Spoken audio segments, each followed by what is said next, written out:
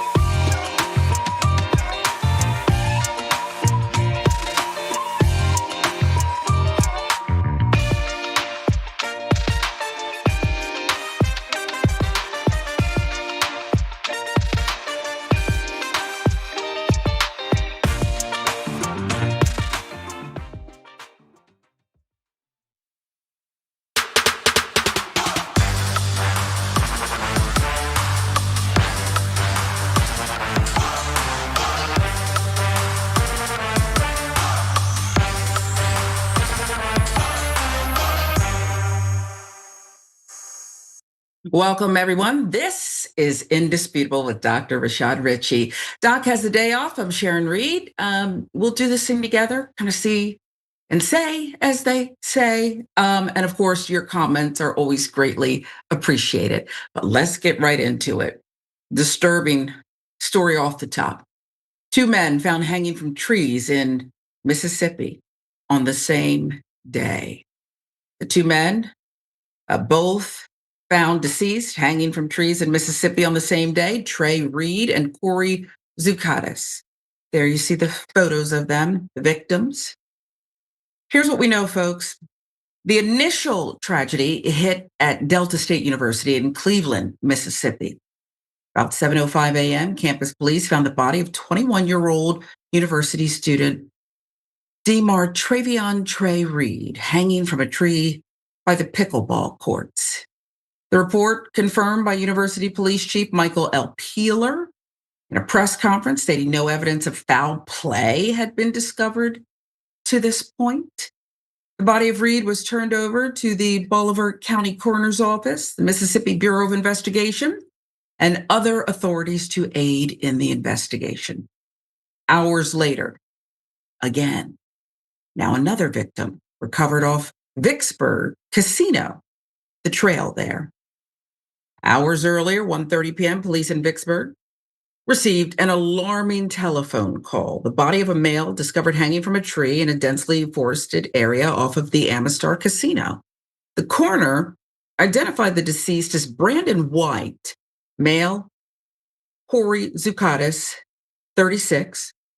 Zucatis, homeless, his death confirmed by Warren County Coroner Doug L. Husky, who said Zucatis had been discovered about 10:30 a.m., but released no further information. Now, little is to be learned about Zucatis's latter days or the circumstances surrounding his death. No evidence indicating foul play has yet been released by authorities, but the circumstantial resemblance to Reed's death, namely both men suspended from trees in the state of Mississippi within several hours of one another, that has the nation in an uproar. Buzzing about it at least, even though we have not seen much coverage of this elsewhere, have we? So it goes.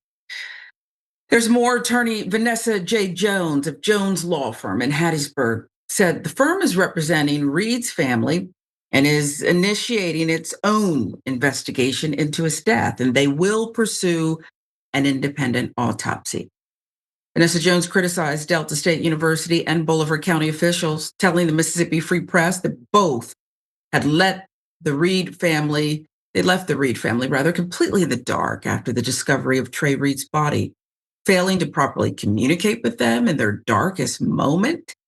The media, the lawyer said, knew about Trey's death before the family did. That's one of the reasons for the urgency at this press conference, Jones continued, because the family is getting all of their information secondhand through the news. And a confusing incident occurred the morning of Trey's death, she said. The Grenada County Sheriff's Department arrived at Trey's family's home at approximately 9:15. They informed the family that Trey was found dead in his dorm room, in his bed, she said. Civil rights attorney Ben Crump announced Tuesday he has been retained by the student's family.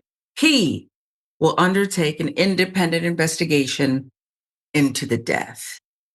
Well, you are needed more now than ever, Mr. Crump.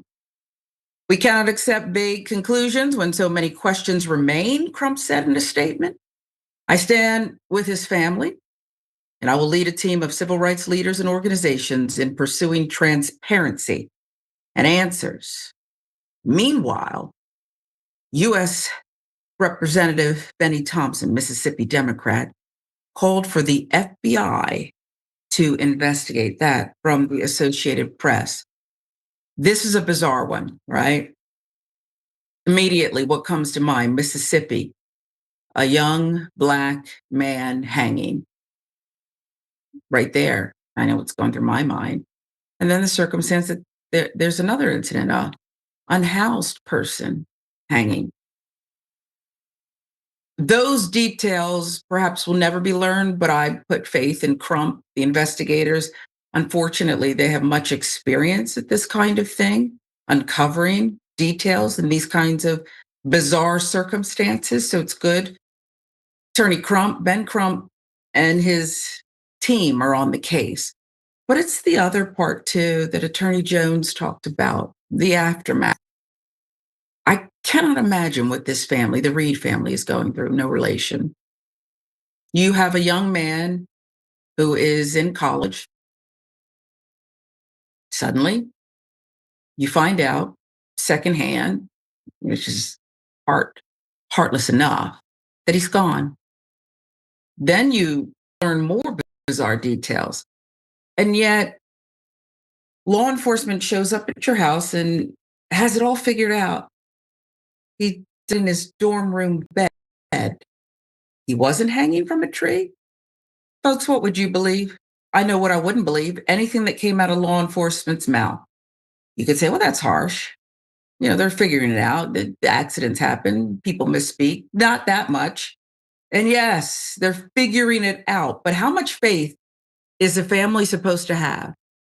How much faith is a family supposed to have when you show up at their doors? You don't even have the place of death. You have the body, but you don't even have the place of death correct. You don't even have the part about inside or outside correct. It's hard to stomach, but here we are. And a private autopsy is necessary, a private investigative team, and a famed civil rights attorney are your best shot of figuring out what happened to another young Black man. It could be nothing. Maybe it's not foul play, but Mississippi, history that we do know about, it's not been erased. There's more here, obviously. Wow. Indisputable. We'll keep following the story. And like I said, my faith is in Crump. We'll have to depend on, like I said, he should never retire. He can't retire. There's too much to do. And here's another one. Let's move on to this. Like I said, some people misspeak. Should we hold them accountable? And there's others who tell how many lies? The paper stopped counting. Trump makes claim that 300 million people died last year from drugs. How many people are there in America asking for a friend? Estimates suggest 62 million people died in the entire world last year. So forget America. 62 million people died in the entire world last year. So wouldn't it be a numbskull statement to say 300 million people died last year from drugs? The math ain't mathin'. And thank God the death ain't deathin' at that rate. Trump thinks 300 million people died just from drugs. Listen. Are you going with us? Huh? Are you going with us, Maggie? Not with you. Good. Just one more on Venezuela. The president of Venezuela called the strike on the boat illegal. Are you concerned that Maduro might escalate something? No, what's illegal are the drugs that were on the boat and the drugs that are being sent into our country and the fact that 300 million people died last year from drugs. That's what's illegal. Do you think he's not telling the truth when he's... He says it with conviction. He knows it's true in his own mind. I've been a reporter and interviewed some pretty, some characters. I don't know that I've ever, and I stood before him with a microphone before he was glaring at me. South Carolina, that debate where he said that I haven't said anything about him. And believe me, there's a lot of material there. Okay, remember that one? Ugly as it was, not nice. I don't know how you react to something like this, but you got to cover him. Leader of the free world. I'll tell you more about the remarks that came after reporters asked the 79-year-old Trump to respond to Venezuelan President Nicolas Maduro's claim that the U.S. killing of 11 suspected drug smugglers in the Caribbean Sea was illegal. Whether he was concerned Venezuela would retaliate. Daily Beast with the details. For Trump's claim to be accurate, it would mean nearly 90% of the current US population of about 340 million died from drug overdoses last year. So there's the answer to my question. Thank you to the crack team behind Indisputable. Of course, they had it there.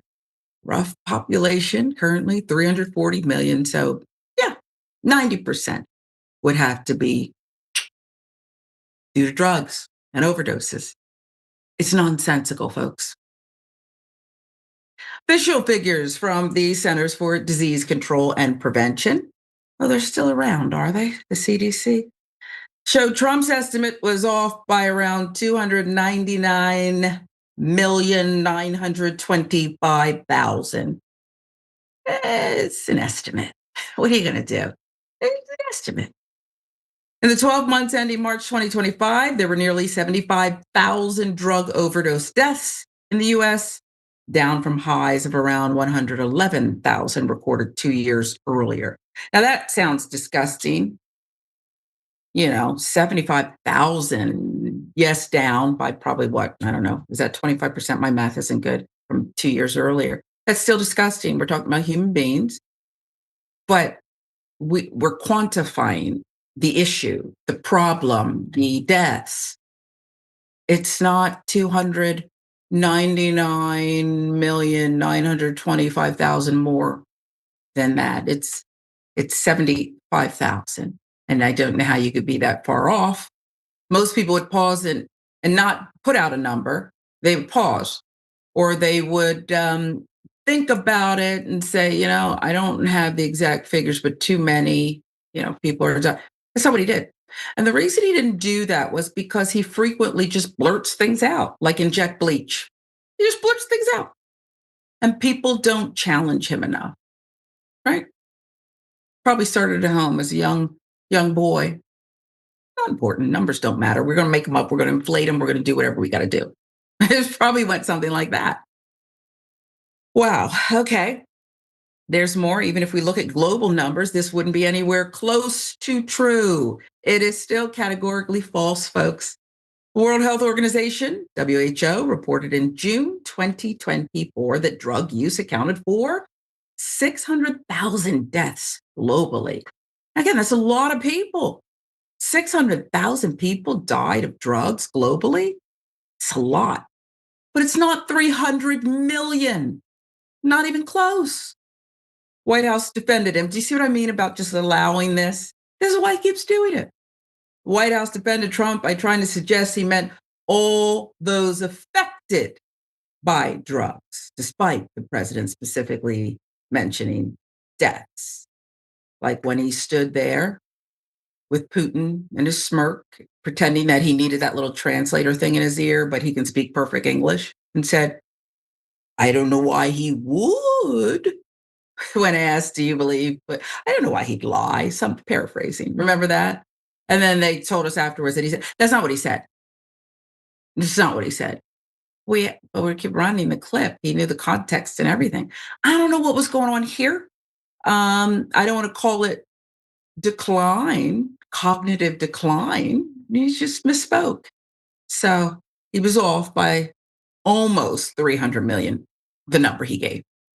Okay. Meanwhile, the president who can't count has issued another order. He's good at giving orders that make us dumber, orders that give us less context.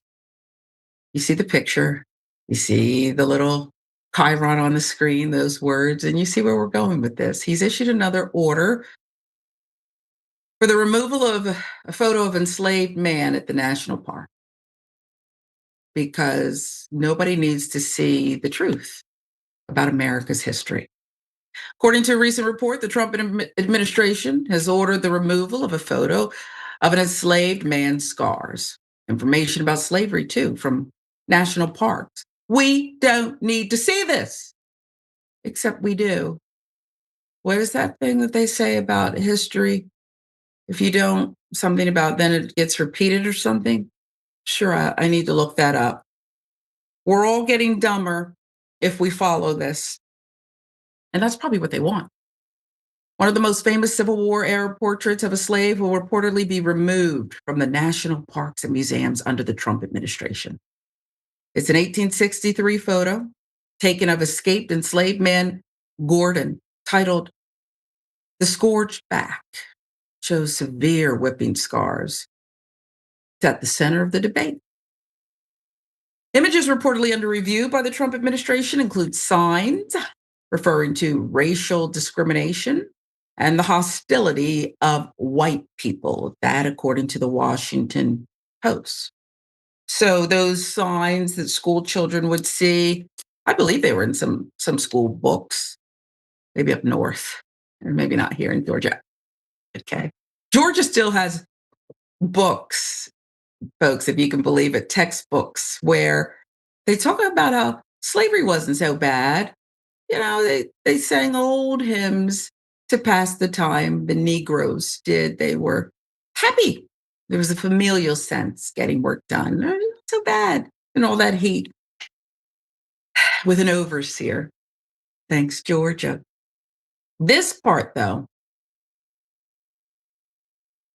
the signs under review by Trump, whites only water fountain. I won't see that. It existed.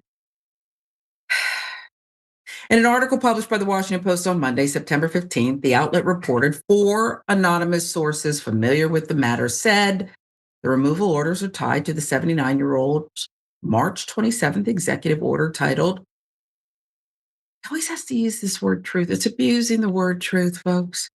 Restoring truth and sanity to American history, instead of what it should have been called. Something like propaganda and craziness injected into America. Add the word more craziness.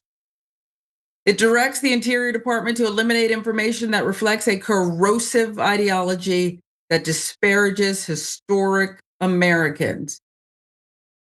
You mean wipe out their truthful legacy? Look, did George Washington cut down the cherry tree? Which one of the presidents could not tell a lie? These things happen.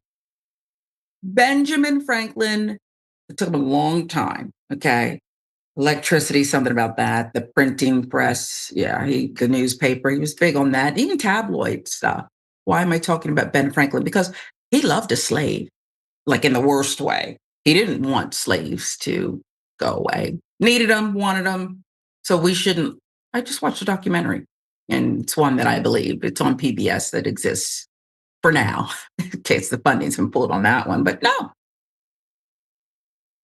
Corrosive ideology that disparages historic Americans. Okay. The White House is denying that a decision has been made, which means a decision has absolutely been made.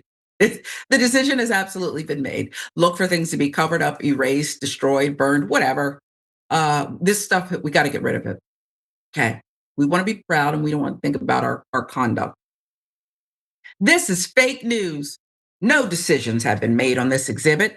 It's under review to ensure compliance with the executive order. White House spokesman Davis Engel telling People. One of the portraits is reported to be the scourged back, a photo taken in 1863, as we have been sharing with you, that shows the scarred back of escaped enslaved man Gordon. I remember this picture. Who could forget? They want you to forget. According to the Met Museum, the marks on Gordon's back are severe whipping scars he received and is perhaps the most famous of all known Civil War era portraits of slaves. Interpretive materials that disproportionately emphasize negative aspects of U.S. history or historical figures without acknowledging broader context or national progress can unintentionally distort understanding rather than enrich it. National Park Service spokeswoman Rachel Paulett giving the party line. She's a good soldier. The outlet added that officials with the National Park Service are broadly using Trump's orders to apply them to information on racism, sexism, slavery, gay rights, or persecution of indigenous people. Images reportedly under review by the Trump administration include signs referring to racial discrimination and the hostility of white people, the Post said, citing a source familiar with the matter, as well as documents reviewed by the outlet. I told you it's true. In August, Trump criticized the Smithsonian museums, calling them, quote, out of control, says the kettle, and too woke for sharing images of slavery. He wrote the museums throughout Washington, but all over the country, are essentially the last remaining segment of woke. Smithsonian is out of control, where everything discussed is how horrible our country is, how bad slavery was, and how unaccomplished the downtrodden have been. Nothing about success, nothing about brightness, nothing about the future. Well, the future's now, right? The future is now, and I get it. Some people want to rewrite history. They want to talk about, imagine if I said, I'm such a successful business woman, but I had a bunch of bankruptcies. Are you that great? I declared myself and erase all other documentation because this is what it is. I can only speculate how I would be as a white American. And it's probably not fair to do this, but I think so often Black Americans have a unique perspective because we're existing in a predominantly white prescriptive world. So I kind of get it. I'm not, but I kind of get it. And so I'll play along with this scenario and I'll tell you, I wouldn't give a damn, okay, if you told the truth about slavery and I were white. I'd say, oh, that's awful. I want to be better. This is sick. We must never repeat this. Never again. That's what I would say. Well, I'm glad that we're pushing this out there so people know this is where we came from, folks. We don't ever want to go back there. But that's just me. And I think that's a lot. No, it's not just me. That's a lot of people. Okay? They actually can handle the truth. And you know what? Little Black and brown children have been able to handle the truth about this country for a long time because it smacks them in the face every time they leave the house. Even when they're small, they get their lessons early. I think little white children's and white soccer moms, and I think everybody can handle the truth. If you start giving it to, you just start with a little spoonful. Remember that little airplane thing I used to do with my daughter? A lot of times she would just spit it out on me.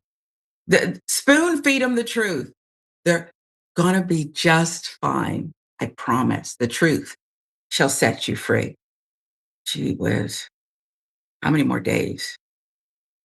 Years? How many more years do we have left in this administration?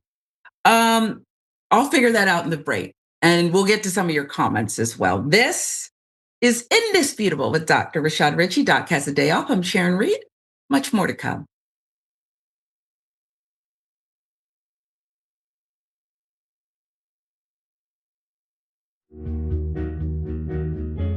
Our audience has given us everything, so we couldn't be more connected. When we first started, people would start giving us directions and say, okay, the mics are too large, move them. Turn them into lav mics. I mean, they were incredible. And then one guy walked in and gave us a really expensive switcher and said, you guys need this, and walked out. Okay, it's amazing. They helped us build a studio. They did a $2 million funding campaign for us. And so they really are us. We do this show together to the point where some of our hosts are even former listeners. So when we say that the audience is part of TYT, we really mean it. I think what the audience also appreciates is especially if they're members, they really get an inside look into who we are, our personal lives, what drives and motivates us. It goes beyond just storytelling. I think that what we do is allow our viewers and our listeners into our daily lives, and we give them kind of like this inside look into everything that we're passionate about and why it is that we're doing what we're doing, right? Like the motivation behind what we're doing, I think is important for our audience to know, and we're not shy about sharing that with them.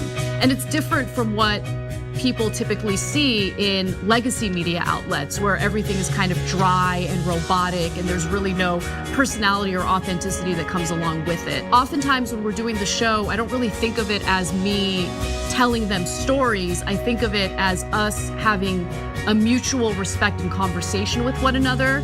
And as I said earlier, I mean, not only do I feel that through the work I do, I'm informing our audience, but they inform me oftentimes as well. You know, they'll pitch stories to us.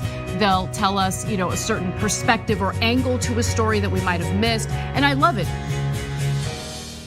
You're about to watch some behind the scenes footage of the Young Turks. Ooh. Now, these are partial videos. If you want to get all of them, you become a member, go to tyt.com/join, and you'll get all the behind the scenes of me, Anna, John, JR, a little bit reality show like. tyt.com/join and enjoy this. You know what you're seeing behind me? Jersey. Hold.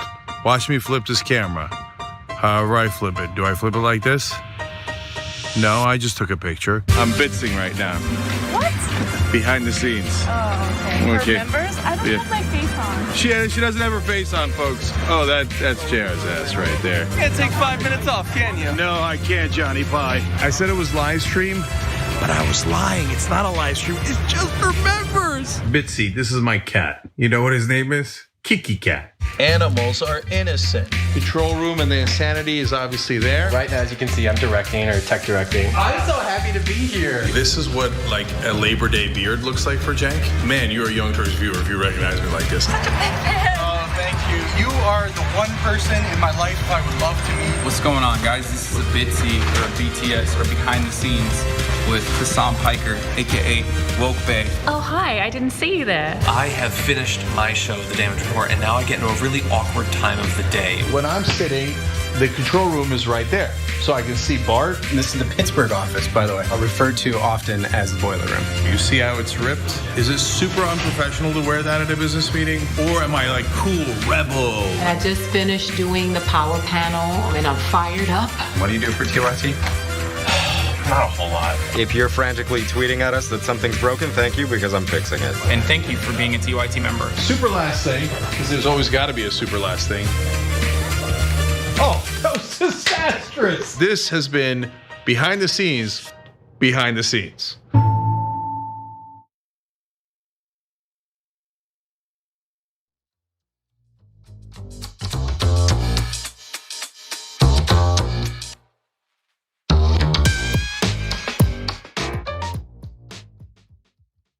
Welcome back to Indisputable with Dr. Rashad Ritchie. I am Sharon Reed, and I try to just trick myself in my mind. It's not really a trick.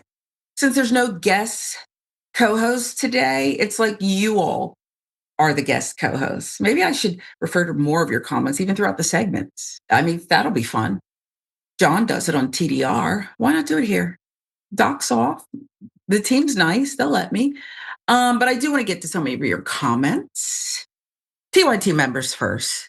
Jameli, how does Sharon do it? Wow, 3 hours. If not for all this horrible news, I would be delighted. Yeah, you know, we could use a pick-me-up, some better news, but we're committed to the truth, okay? Click the join button to become a Young Turks channel member. I should read that more often, and I hope more of you do. Tell a friend. We appreciate this audience. How do I do it? No, I'm not going to tell you. There is something I'm very specific. I wouldn't advise it, okay? Because it's not really healthy. Addicted to chai lattes. Sometimes 3 or 4 a day. I'm trying to cut back, just 1 in the morning, but I haven't been too disciplined about it. So the caffeine, I enjoy hearing myself talk. I don't have anyone else to talk to. My daughter doesn't want to talk to me. So yeah, this is fun to me. This is not even like working. I get to have friends and we all kind of commiserate. We learn together. So yeah, Jameli, that's how I do it. You all and chai lattes. Working on cutting back. Okay, V. Brown, they'll never be able to erase the horrors of slavery. Well, it's true. I do worry, though, about those with the most details, oral history, truth being passed down. I mean, look at Tulsa, right? I believe one of the original, very young at the time of that massacre, is still alive. woman is. Get her name. I apologize for that, but I still worry. But no, you're not going to be able to erase it. And if you keep going, you're destined to repeat some of the ugly horrors of this country.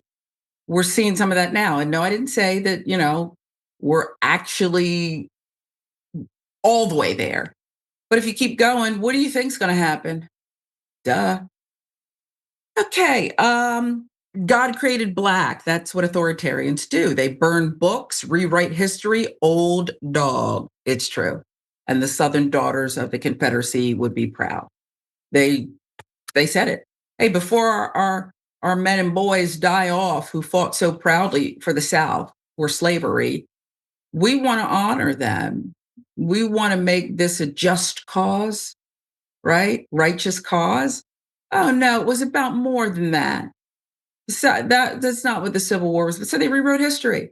There's a mountain, and I'm still burned about it. Stone Mountain, Georgia. Why would you carve this ignorant nonsense monument to the Confederacy into the side of this mountain? So beautiful there. You climb it, get healthy, go around it. It's 5 miles exactly. And then you look up at this. Weren't they the traitors? They were the traitors, not the true righteous cause. Get out of here. All right, one more, and then I'm going to revisit these. Republic rat. History will not be replaced with lies and partial truths. Black history will be taught to all generations down the line. I hope so. And you know what? Not hope, Sharon. We all have to be part of it. Republic rat is correct. We all have to make sure that no matter how hard they try, it lives. And as painful as some things are, like this is such a simple concept. You're not, well, maybe you are born and you're in this perfect little form, and then you get corrupted by life. As babies, infants, we learn to manipulate. Hey, the last time I cried, they gave me milk. They picked me up. I don't want to go to bed. And that's part of human growth. But so is learning from your mistakes, going through painful periods. If you don't hurt, then how do you know what feels good? Think about it. If you're so inclined, if you want information and don't want to wake up thinking about how to make other people's lives miserable, erase their accomplishments, boss them around. This one coming up, I'll let you weigh in. But lately I've been thinking that when it comes to this segment of the population, we coined it with a traditional female name because they were showing their asses at lemonade stands and things. They were calling the police on children and telling you can't park on public streets. It was mostly, as much as it pains me to say it, the women. But my God, the other gender is catching up. And this is a testament to that. I wish a Karen would. You want to call the police on them for having a barbecue on a Sunday. I feel free! Back off! I'm going to tell them there's an African-American man threatening my life. The new rules I should drive in there. The rules. Do you know the Move your car, move your bike out the way.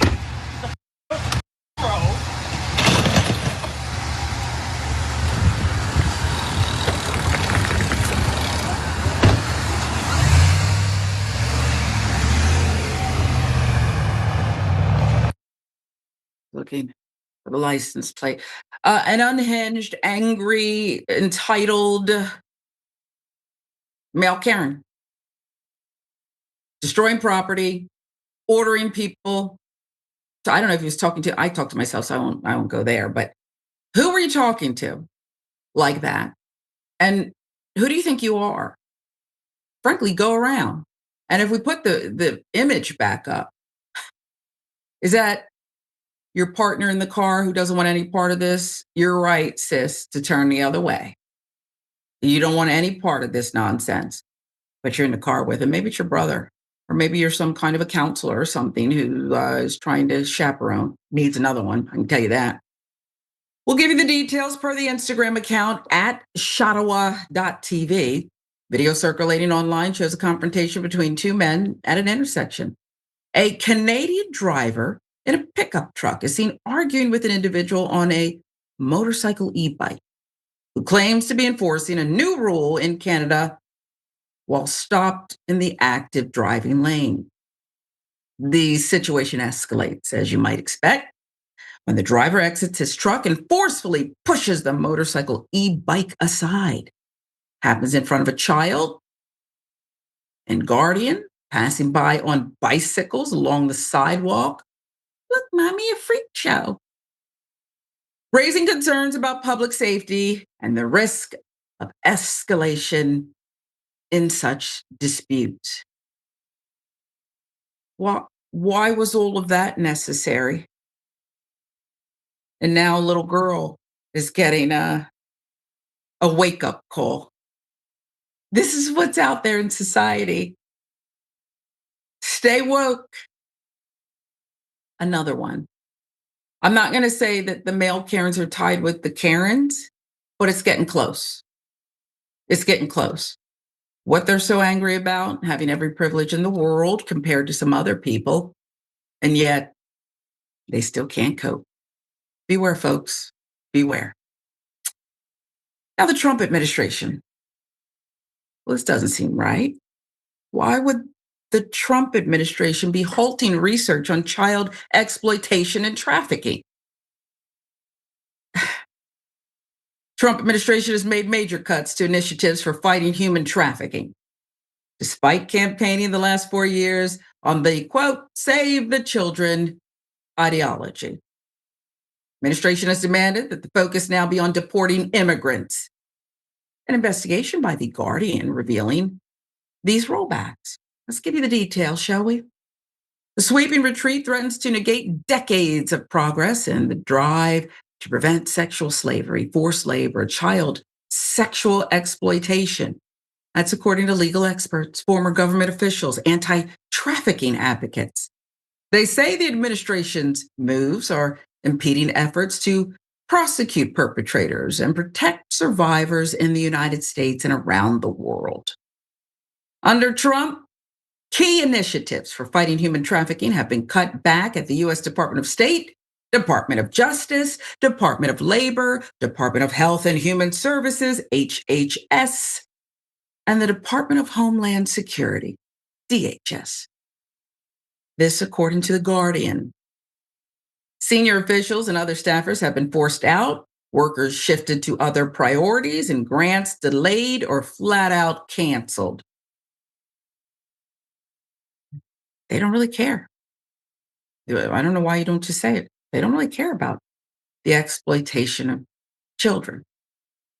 At the State Department, the Trump administration slashed more than 70% of the workforce at the agency's office to monitor and combat trafficking in persons, TIP office, which is responsible for leading anti-trafficking efforts across the U.S. government.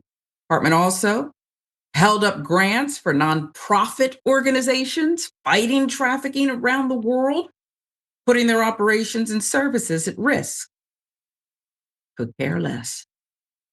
In addition to all this, the Trump administration also delayed release of an annual report that documents human trafficking across the United States.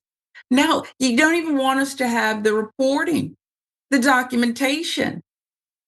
I thought this was the administration of full transparency. Anti-trafficking advocates say the federal government's retreat will allow many human traffickers to operate with increased impunity. Translation: more innocents will be trafficked, lives destroyed, slavery, sexual slavery, ruining lives, generations to come. But the timing is telling with the current Jeffrey Epstein information demands. Is there something related here, maybe? Well, let's find out. Here's more. Advocates of varying political views praised many aspects of the first Trump administration's work on these issues from 2017 to 2021. But things have changed. Trump and his appointees have shifted course after his reelection, and as many progressives and conservatives have blasted his administration for refusing to release the full investigative files related to the late Jeffrey Epstein, currently the world's most infamous sex trafficker. Oh, so I get it. If we don't release the reporting and we don't supply the promised grants and we don't help prevent human trafficking, particularly of young people, there'll be less focus on Epstein, whoever's name is in it, friendships, birthday cards, outlines of women, jokes, and we can all move on. Because after all, Jeffrey Epstein, as the FBI director, actually in sworn testimony said, he only trafficked to himself. Nothing to see here. We have nothing else. Eric Belay, former HSI official who worked for the agency under 4 different presidents and retired last year, stated this: "We were hired to stop major crimes. These are cases where there are real victims, child sexual exploitation and human trafficking victims. And then to now have to go out and basically comb the streets and look for folks through immigration raids. It's a bad use of resources. And the budget for these raids is getting bigger, which means reduce everything else. Medications, healthcare, and child sexual exploitation. Forget about that. We've got to disappear more people, even though we told you they would just be violent criminals, the worst of the worst. We want to disappear the father of Marines who has a weed whacker at the time. We even want to deport American citizens and a hairdresser who had something memorialized, some kind of tattoo, and called him a gang member. All of that, the bonuses, the lowered standards, so that we can disappear more people. That's the ticket. That's leadership. That's presidential. I think we know what's going on here. You ran out of legroom on this Epstein thing. Now it's up close. It's in your trunk. And you don't want any more focus on it or anything close to it, the category it belongs to. Look at your life, America, because this is sick. And we have to keep talking about it, no matter what they want to talk about. No matter what. Let's talk about text messages now. They're released, I won't call it unprecedented, but a real big number in detail. Text messages from Charlie Kirk shooting suspect. I mean, it's quite a read early on in an investigation, but they wanted it out there, the authorities investigating this. And so here are the new updates surfacing about the Charlie Kirk shooting suspect. Included text messages. Prosecutors say the shooting suspect exchanged with his roommate. We'll run through. Charlie Kirk's suspected killer, Tyler Robinson, allegedly texted his roommate the day of the shooting.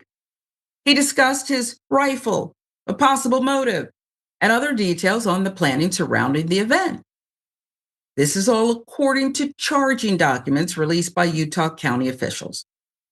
Robinson's roommate told police about a note left by Robinson under the keyboard, which read, "I had the opportunity to take out Charlie Kirk, and I'm going to take it." Police say they found a photo of the note. Axios with the reporting here. In the court filing, prosecutors described the roommate as a biological male who was involved in a romantic relationship with Robinson. Robinson's roommate provided their text messages to police, according to documents. And let's pull them up for you. As I said, it's quite a read. Here's what those text messages said according to the documents released. "I am still okay, my love, but I'm stuck in Orem for a little while longer yet. Shouldn't be long until I can come home, but I got to grab my rifle still. To be honest, I'd hoped to keep this secret till I died of old age. I am sorry to involve you. You weren't the one who did it, right? I am.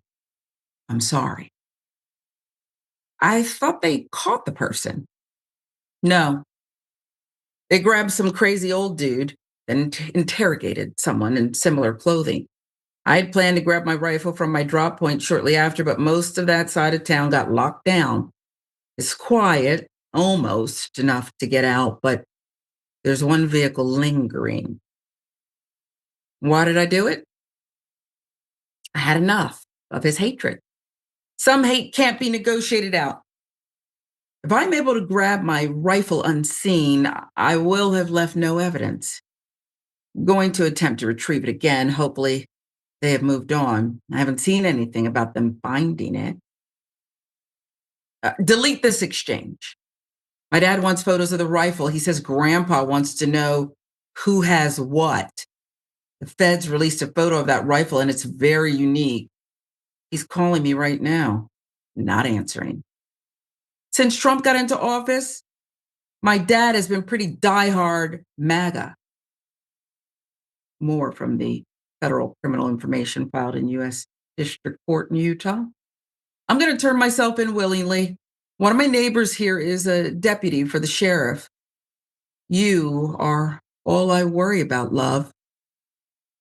I'm much more worried about you. Don't talk to the media, please. Don't take any interviews or make any comments. If any police ask you questions, ask for a lawyer and stay silent. Now, Robinson, those his purported text exchanges with his roommate and perhaps partner, is facing multiple charges. Tyler Robinson, age 22, has also been charged with felony discharge of a firearm, causing serious bodily injury, obstruction of justice, 2 counts of witness tampering, and commission of a violent offense in the presence of a child.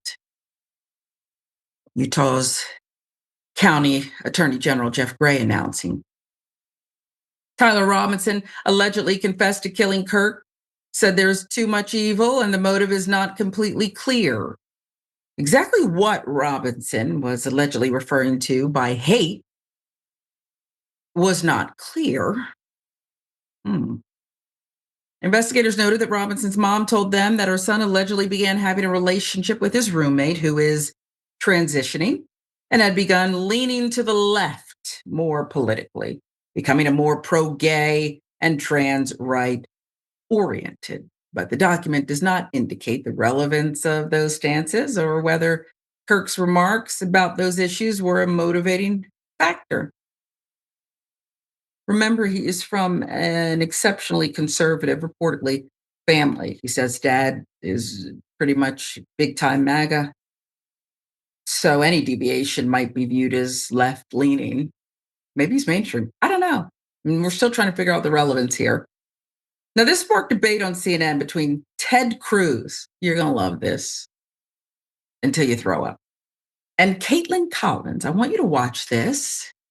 And we don't have a motive yet. We don't know yet. We're waiting. Obviously, we've heard what the governor's had to say, what the FBI director said today. Come on, we don't have a motive yet. We know we don't have a motive yet. What's really? happening with really? That's CNN's position. I mean, from law enforcement, he just happened to fire the gun in celebration.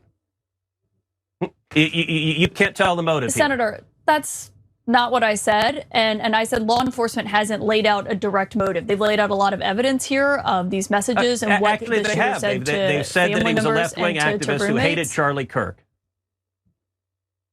Pardon? Senator, with all due respect, you know exactly what I'm saying. I'm not arguing with you politically. I'm saying that law enforcement has not put a specific motive. You know that there's a difference of what they're putting in a legal argument than what you're talking about. And you're not even we're not even arguing about the facts here. What you just said is false, Senator. Caitlin. No. Caitlin.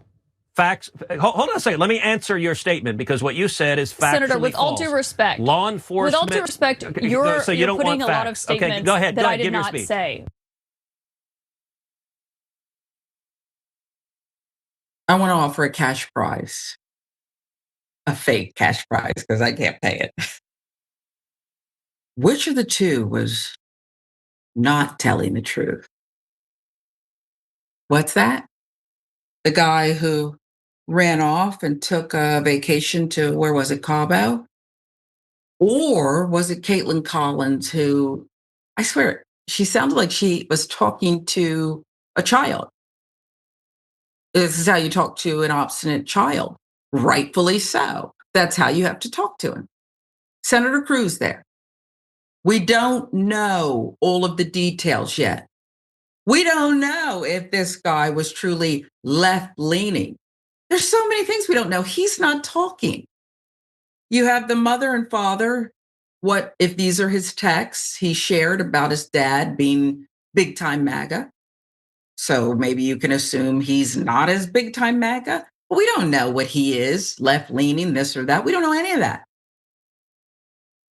And Ted Cruz doesn't know either. And when he doesn't know, he makes it up. Like what we didn't show you when he talked about the messages written on the bullet casings, and he made one of those up and then put a meaning behind it that wasn't even factual. It's just, look, the details that we do know, can we just not agree, are just horrific. The images that thousands watched in person and others in perhaps the millions now, I'm sure, have decided to click on it and watch online the murder of Charlie Kirk, shot in the neck. Isn't that enough? Do we have to make up other things? Of course you do. When you live in an alternate state of reality, a power grab, the need for culture wars, of course you have to make things up and rush to judgment. It's what we're doing, if you're so inclined. This is Indisputable with Dr. Rashad Richey. Doc is off today. I'm Sharon Reed. Stay with us.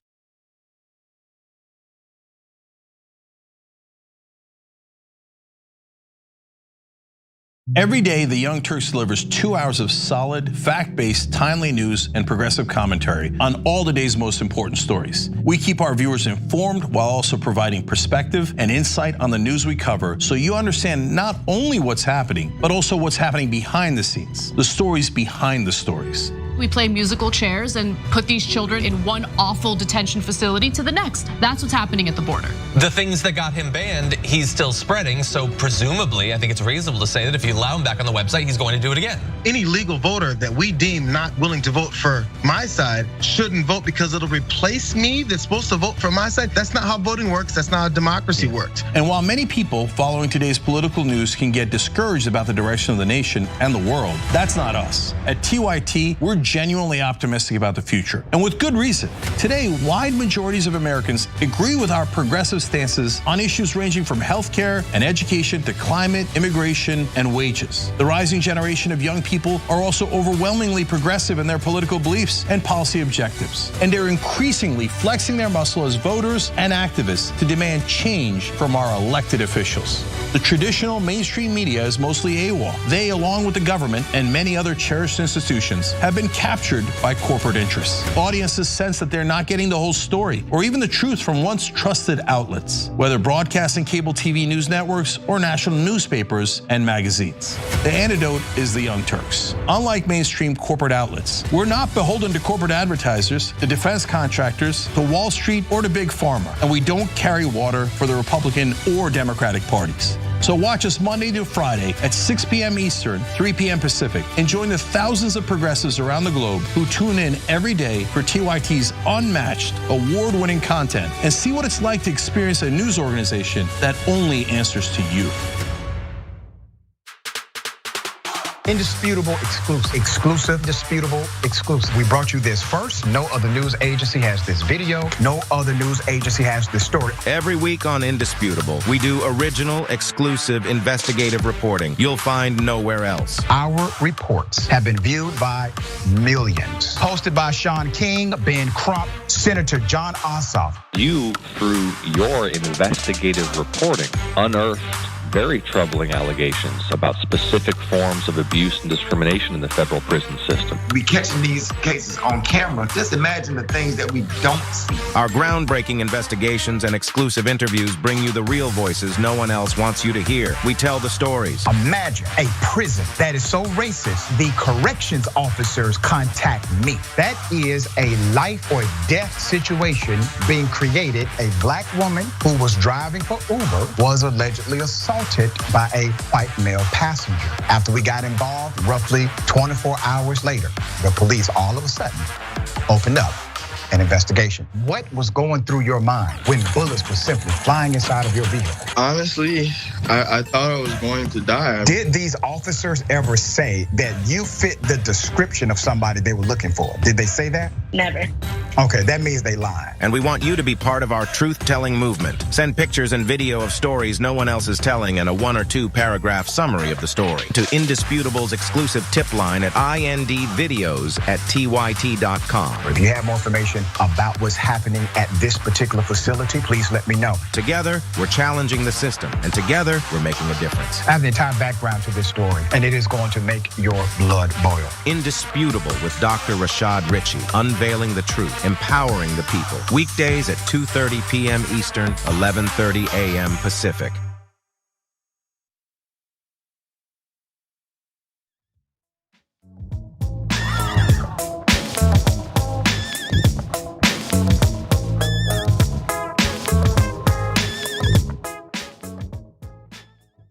Welcome back to Indisputable with Dr. Rashad Ritchie. Doc is off today, and for some reason, he's trusted me to sit in again.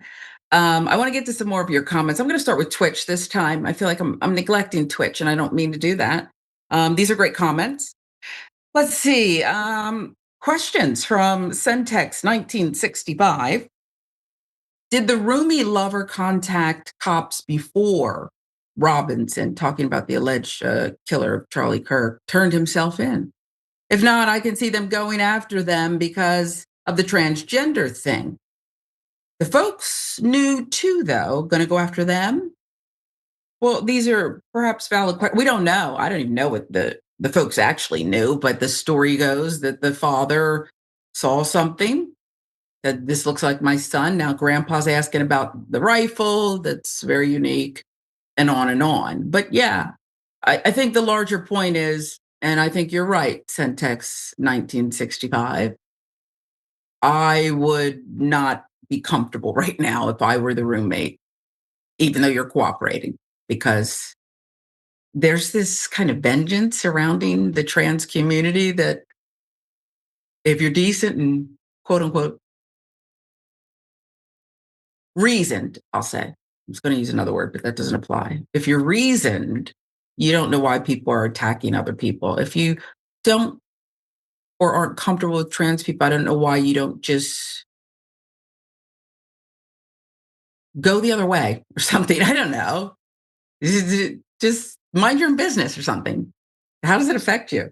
I'll never know. So we showed you the male Karen in the Ram truck, the Dodge Ram, who abused a motorcycle. The other thing about that story, I believe it said that he was Canadian. And I've spent a lot of time in Canada, and I maybe it's a stereotype, but the Canadians I run into, it's just that. You bump into a Canadian, they say, oh, sorry, eh? But I bumped into you. Okay, they're not interested in, for the most part. No, my personal experience. So I was stunned when I read that, oh, he's Canadian too. It's just me. But about that male Karen or Ken, they're affectionately not called. Neon Death 07, Kens are just as prevalent as Karens, because I was asking, are they? You know, the name Karen came first because these women, all of them with the K+8 hairdo, were running around trying to tell people off and getting people's business. Like I mentioned, the lemonade stands and the like. But these buzzcut Kens are right behind them, So you're right. Okay, maybe it is equal now. Leave 18, WHT girl, double dose of Sharon. I hope I'm not boring you today. If I am, I apologize. I promise this is the best I can do. Lindsay Ann Miles, Sharon again, love it. Okay, Linz, I appreciate all of you. All of you. We're going to get to more of your comments because we do have more. Oh, I see this.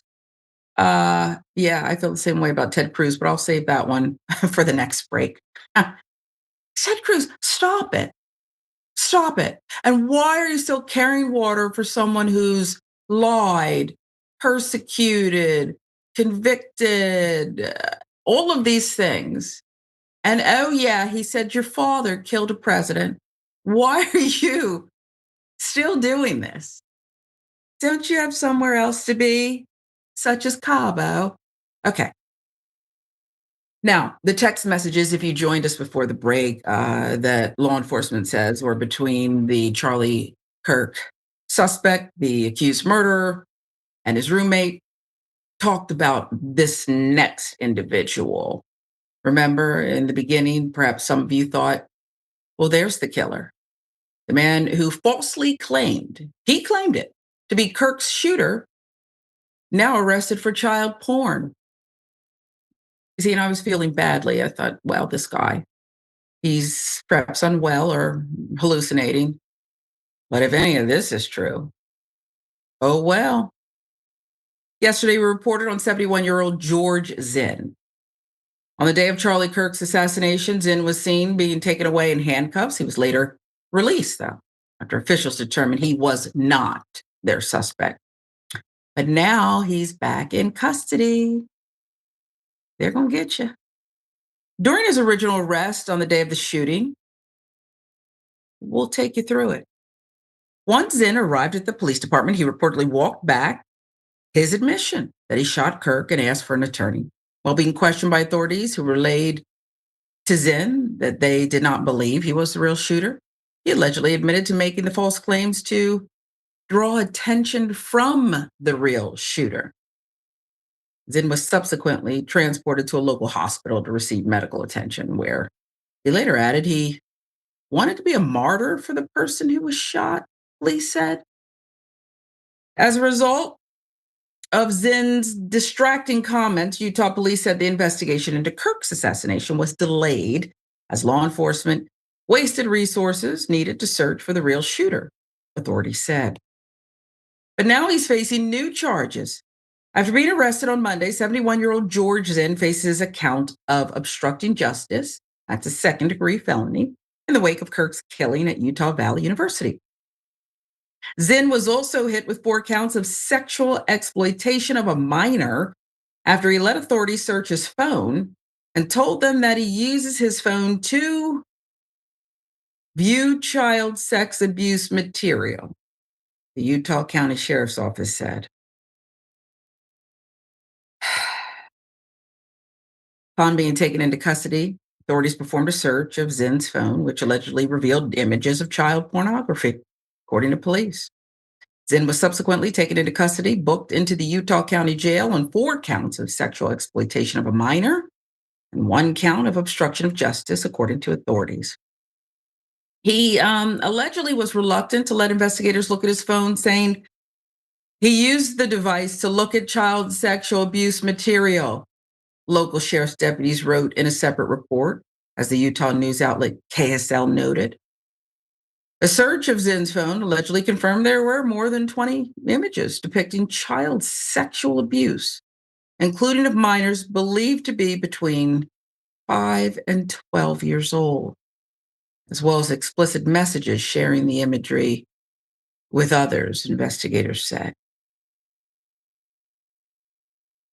So, and thank goodness he couldn't help but dime on himself if this is true. He was reluctant to have authorities search his phone. And so to push back, he told them, I don't want you looking in there because I have these images, child sexual abuse.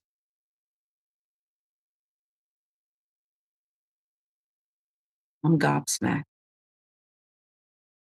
He does have a criminal record. Zinn has a history of criminal charges and convictions in Utah over the previous 3 decades, according to KSL. Other local media reports the same.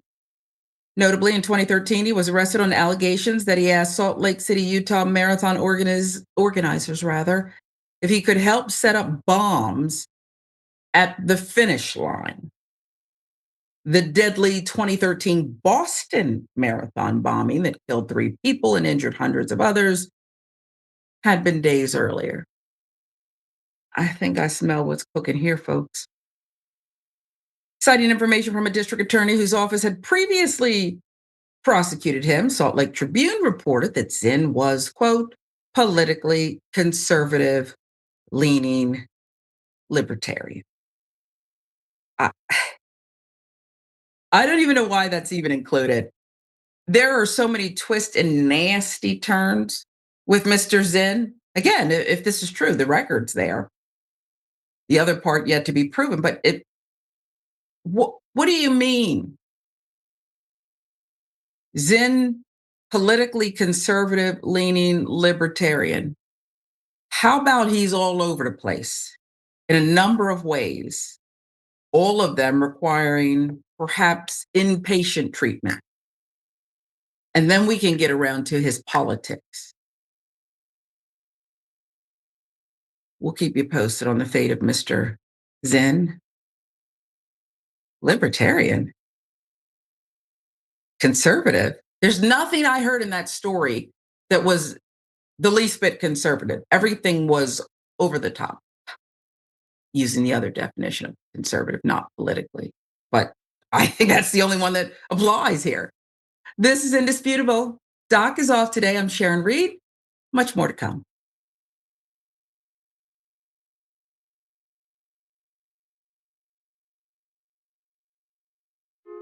Hey everyone, Matteo Scarapo here, author of Black Buck, which is Shop TYT's first fiction book ever. I'm honored. So, Black Buck is about a young man named Darren who's living in Bed-Stuy, Brooklyn. He lives with his mom, he has his girlfriend, he has his best friend, he has his neighborhood, and his neighborhood has him. Darren's also working at a Starbucks in Midtown Manhattan. And one day, this man, real suave and good looking, comes in and asks Darren to give him his regular. But for some reason, Darren says no. This man named Rhett Daniels, who's the CEO of a startup called Someone, located on the 36th floor of the same building, is impressed. And he invites Darren upstairs, and then he extends an offer to join his elite sales team. Darren reluctantly joins, and he soon realizes that he's not the only black salesperson there. He's the only black person in the entire company. So he goes through hell and back in order to make it to the top. And once there, he has status, money, power, but he says, you know what? I don't like being the token black guy. So he hatches a plan to help other people of color infiltrate America's tech startup sales teams, redefining what it means to be a minority in the workplace. This book definitely, if you couldn't tell, touches on many things that are relevant to this moment that we're all living in right now. But it's also connected to the many moments in history that have come before today. I hope that you read it. I hope that you enjoy it. And if you want to order a copy, go to shoptyt.com. Thank you, be well, and happy 2021. Here's the inside scoop on diners in LA. You want good pastrami sandwich, you go to Factors. You want to see some people in the business, you go to Nate and Al's. You want the best variety? My secret spot's the Nosh. Now here's the inside scoop on politics and news. You go watch the Young Turks live every day at 6 o'clock Eastern.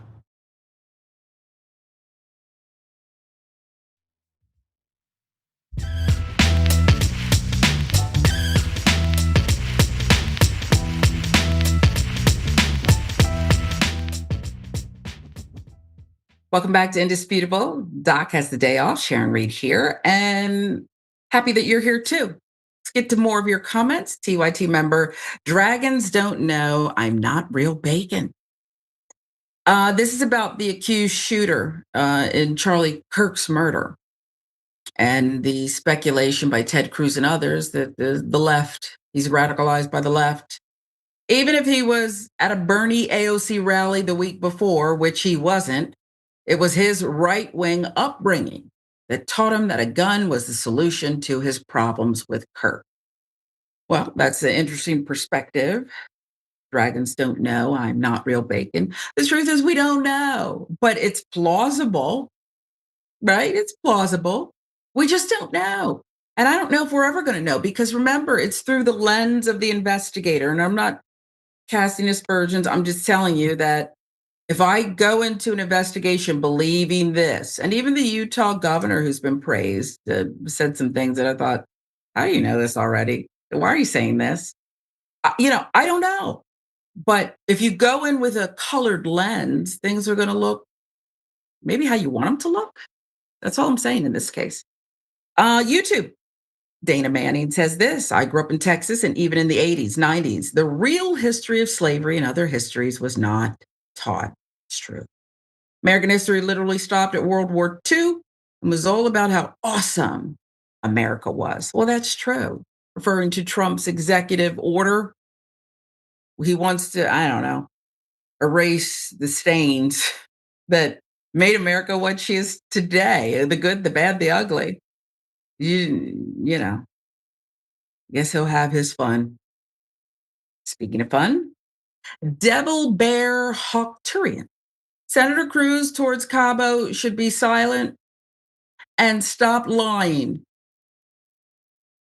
Devil Bear Hawkturian. I know the lying's not going to stop, so I don't want you to get your hopes up. He's going to keep lying. And he's going to do it with like such conviction. Did you hear how he told off Kaitlan Collins? Jeez. Why book these people? Is that good TV? I don't know. What do I know? One more for you. She's Wisdom Reborn. Well, I'm grateful to have the beautiful, I promise you, I didn't even read this ahead of time. Sharon Reed sharing her wisdom and insight with us. It's a wonderful Wednesday. Well, I can see why your handle is She's Wisdom Reborn. I bet your wisdom in your previous life too, and I thank you. I do. That's very nice. And thank you for helping me in this show. We're kind of just in this community together, bouncing things off of each other. I learn from you. I do. You make me happy. And so does ice cream, particularly Jen and Barry's ice cream, since or I can even remember. But this is sad. I mean, it's all about them. They started this thing, and now Jerry of Ben and Jerry's resigning after clashing with the parent company. This isn't good. Will the recipes change? I don't know, but here's what's going on. Jerry, the progressive focused ice cream company Ben and Jerry's, has resigned from the company. Co-founder of the ice cream company has said the company is being silenced by their parent company, Unilever. Jerry worked alongside Ben Cohen. Both are known for their activism and progressive values. I mean, they put that over everything. Good ice cream, good integrity-filled values, whether you agree with them or not. This is what they believe, and they stay true to it. And the ice cream's delicious. I think you make better food when you have a compass, a foundation that's real. Jerry Greenfield has resigned from the ice cream company, saying that its independence has been lost and its social activism silenced under the control of its parent company, Unilever. New York News with the details. Ben Cohen shared Jerry's statement on social media, and you see it there. Says he has a broken heart. He's decided he can no longer in good conscience, and after 47 years, remain an employee of Ben and Jerry's. So he's resigning from the company, started all the way back in 78, calling it one of the hardest and most painful decisions I've ever made. He goes on to say, this isn't because I've lost my love for the people at Ben and Jerry's. Quite the opposite. The folks who show up every day in our factories, scoop shops, and offices are some of the most passionate, caring, and values-driven people you'll ever meet. They are the soul of Ben and Jerry's. Statement goes on and talks about the independence of the company and how it existed in no small part because of the unique merger agreement Ben and I negotiated with Unilever, one that enshrined our social mission and values in the company's governance structure and perpetuity. I remember that being part of it. It's profoundly disappointing to come to the conclusion that the independence, the very basis of our sale to Unilever, is gone. It was always about more than just ice cream. It was a way to spread love, invite others into the fight for equity, justice, and a better world.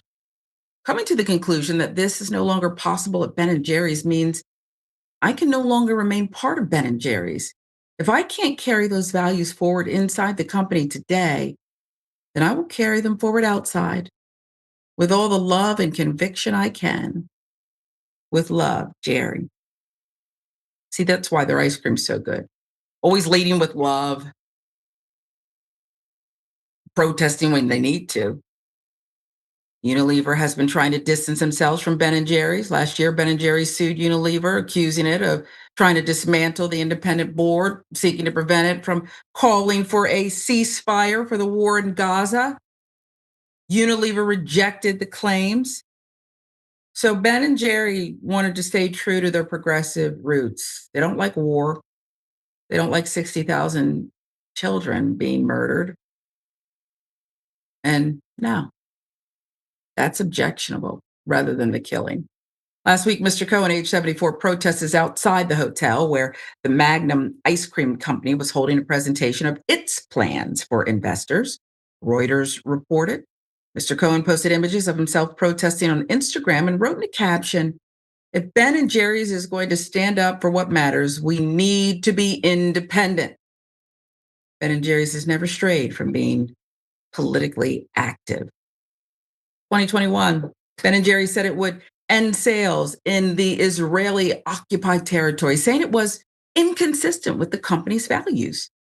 And in May, Mr. Cohen was arrested after he interrupted a Senate committee hearing to protest Congress's funding for Israel's military as it wages war against Hamas in Gaza. I still say that's leading with love. Love of life, love of children, love of humanity, and willing to put skin in the game, be carted out of there, taken by authorities for speaking truth to power. This year, Ben & Jerry's accused Unilever of firing its chief executive because he had permitted the ice cream maker to speak out on political issues. Let me see. We were born out of this, but now, no, it's in their DNA. Unilever said it had made repeated attempts to engage the Ben & Jerry's independent board as per the merger agreement. Well, I don't know about that. I think if you started out with this agreement that said independence, political, progressive, passionate about human life, anti-war, integrity. I don't know if this is how you're proceeding and saying, we're not really going to be talking about kids being killed in Gaza. It just kind of ruins the vibe. Would you like sprinkles with that? What is there really to talk about? If you can't say these kids should be here and call for an end of this carnage, what is there left to talk about? I think that's what Jerry's saying. And what does Jerry do? Money's great. He's set for life. But who wants to divest from a major portion of their legacy over a disagreement? Well, when it's this big, Jerry does. And I salute you, Jerry. Will Jerry still get, I'm sure he'll still get some of the profits. I was going to go out and buy, it's an excuse for me to buy some ice cream to celebrate him, but I'm not interested in Unilever. We'll see how the craving hits me later. One more for you. And it's about casinos in Vegas. And we can tell you all of them now. All major Las Vegas Strip casinos are unionized now. And this is a first. First time in the Culinary Workers Union's history, all major casinos on the Las Vegas Strip are unionized. Culinary Workers Union has 60,000 members, mostly in Las Vegas, and is the largest labor union in Nevada. The AP interviewed one housekeeper within the union, Susana Pacheco. She says she was falling behind on paying bills. She was in dire need of support. The unionization has lifted her up. Pacheco says their new contract has already shaped her day-to-day life. How has it changed things? Well, housekeeper no longer races against the clock to clean an unmanageable number of hotel suites. And can you imagine what she's cleaning in Vegas? We got to pause there. And then, I mean, they're saying what happens in Vegas stays in Vegas. So, folks are even extra messy in those rooms, just leaving just probably unbelievable conditions. Imagine that. Not your normal conditions. She's spending more quality time with her children because of the better pay and guaranteed days off. The simple things. Now with the union, we have a voice, Pacheco said. It's just so simple. This comes at a time when union membership is nationally at an all-time low. About 10% of workers belong to a union in 2024. That's down from 20% in 1983, when data first began being tracked. Now, what's pushing them away? What's making workers less inclined to be with a union, support a union, bring a union in, fight for a union? Oh, President Donald Trump in March signed an executive order seeking to end collective bargaining for certain federal employees that led to union leaders suing the administration. It's just so sad that this is what attracted some people to this administration and this president, who had all of these businesses, many, enough, not successful, but some successful. He's a great marketer. Then there's Mar-a-Lago and the employees he really shouldn't be the person deciding this. You could say, oh, he has experience, but I say the things he hated about having to do business, he's now addressing as president. Nevada and more than 24 other states now have so-called right-to-work laws that let workers opt out of union membership and dues. GOP lawmakers have also supported changes to the National Labor Relations Board and other regulatory bodies seeking to reduce what they view as overly burdensome rules on businesses. You know, the ones that allow Ms. Pacheco to spend some valuable time still working hard with her kids. Those kinds of rules that are too burdensome for businesses. Few companies have consolidated control over the casinos, which has allowed for unions to have one target. Makes it a little easier. That dynamic worked in the union's favor in 2023. That's when the threat of a major strike by 35,000 hospitality workers with expired contracts loomed over the Strip. But a last-minute deal with Caesars narrowly averted the walkout, and it triggered a domino effect across the Strip, with the union quickly finalizing similar deals for workers at MGM Resorts and Wynn Properties. AP with the reporting here. Let's talk about the latest contracts. Big time. I mean, really big time. The latest contract secured a 32% bump in pay over the life of the 5-year contract. I mean, that is life-changing for a housekeeper like Ms. Pacheco and others. It's life-changing. 32% bump, not all at once, but over the life of a 5-year contract, this one. Union casino workers will earn an average of $35 hourly, including benefits by the end of it. These are such simple things in America, still the richest country on earth. But they had to fight for it and stick together and risk something. Now, it does vary at each casino, we should tell you, but between 95 to 98% of workers opt into union membership, according to the union. And see, that's the key. We told you what Donald Trump, the administration, some Republican lawmakers were doing in other states, right to work. Sounds good, right? But when so many, perhaps short-sighted, and perhaps they can't afford it, I don't want to judge people, but when they opt out of union participation, because, some jobs you couldn't do that. I couldn't do that on my first job. I was represented by AFTRA. It was a national job. I had no choice. I had to pay the dues. They let me pay it over time, though. But when you opt out, it's almost like, I don't want to make the wrong comparison, but remember with Obamacare, and they said, if you allow people to opt out, there won't be enough people in the pool and this whole thing will collapse. It's kind of related. I see it as kind of related. And then you look at this story, which I hope gets a lot more play than right here, where the great team, the production team behind Indisputable rightly highlighted it. I hope it gets a lot more play because there's a lot of people who don't know anything about unions.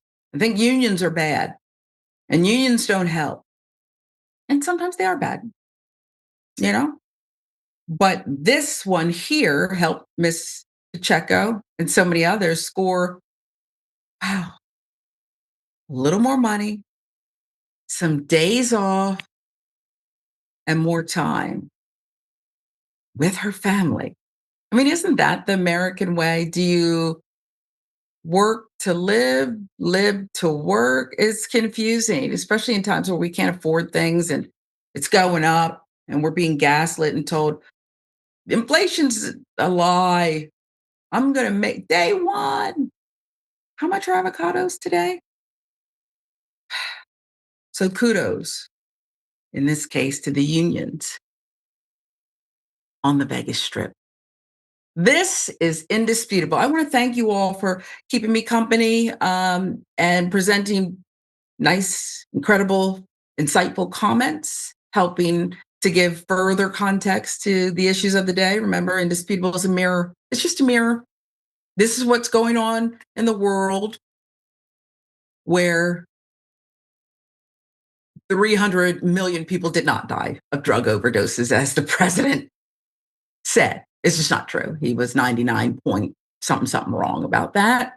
Too many, sure. 75,000 is the number we presented, the true number in America, not 300 million. So take that with you. Tomorrow's another day. More stories, more truth, more discussion about it. We hope you'll join us again.